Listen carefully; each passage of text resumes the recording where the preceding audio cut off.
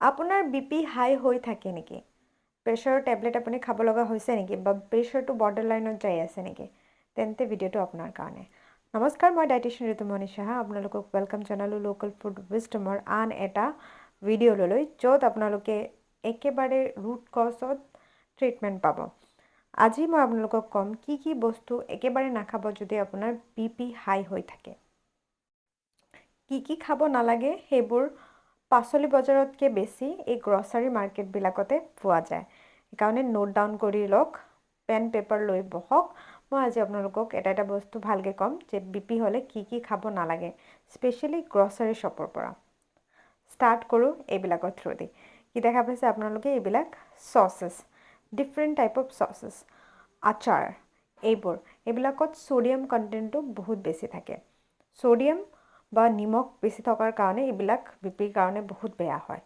আচাৰ যদি হোমমেড হয় কেতিয়াবা অলপ ল'ব পাৰে, বহুতে অলপ, কিন্তু পেকেটৰ এনেকুৱা জাৰৰ আচাৰ আপোনালোকে এভইডে কৰিব।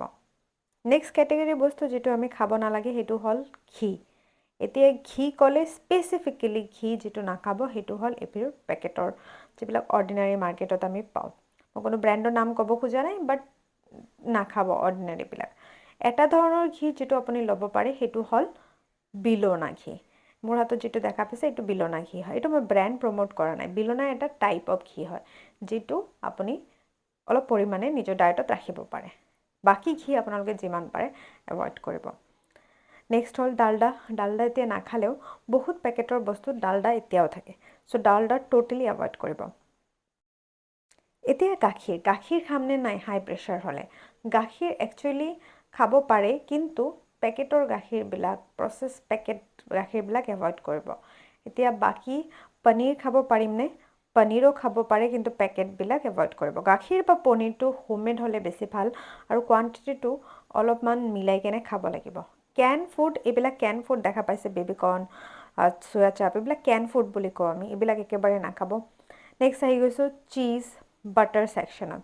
এতিয়া বাটাৰ খাব পাৰিমনে নাই? বাটাৰৰ ভিতৰতো টাইপ আছে। এতিয়া লাইট এটা বাটাৰ পায়, এটা নৰ্মেল বাটাৰ পায়। চ' লাইট বাটাৰটো মাজে মাজে ল'ব পাৰে, বাট হোমমেড হ'লে বেছি ভাল। আৰু এইটো যিটো আমাৰ য়েল্ল' বাটাৰ আছে এইটো ট'টেলি এভইড কৰিব। চীজ আমাক নালাগে, চীজতো চল্ট বা ছ'ডিয়াম বহুত থাকে। আৰু এই কেটেগৰীৰ যিবিলাক নামকিনছ হয় ন, নামকিনছবিলাক একেবাৰে যিমান পাৰে এভইড কৰিব। চ' এইটো চল্টেড পিনাটছ, এইবিলাক বিভিন্ন ধৰণৰ পেকেজ স্নেক্সবিলাক যিমান পাৰে এভইড কৰিব। এইবিলাকত ছ'ডিয়ামৰ মাত্ৰাটো বহুত বেছি থাকে, আৰু ছ'ডিয়ামটো আমাক বহুত ক্ষতি কৰিব পাৰে। সেইটো আপুনিও জানে, ময়ো জানো। নিমখটো অকল ভাতত কম খালে নহ'ব, এইবিলাক বস্তুত বহুত নিমখ থাকে আমি নাভাবাকৈ। তো এইবিলাকে মেইনলি আপোনালোকে এভইড কৰিব লাগিব। আপোনালোকৰ বহুতে চাগে নুডলছ খাই ভাল পায়। নুডলছ, মেগী কেতিয়াবা বনাই কেনে খাই লয়, হয়নে নাই? এই নুডলছবিলাকো কিন্তু যদি বিপি হাই থাকে তেনেহ'লে আপুনি কনজাম্পশ্যন কমাব লাগিব।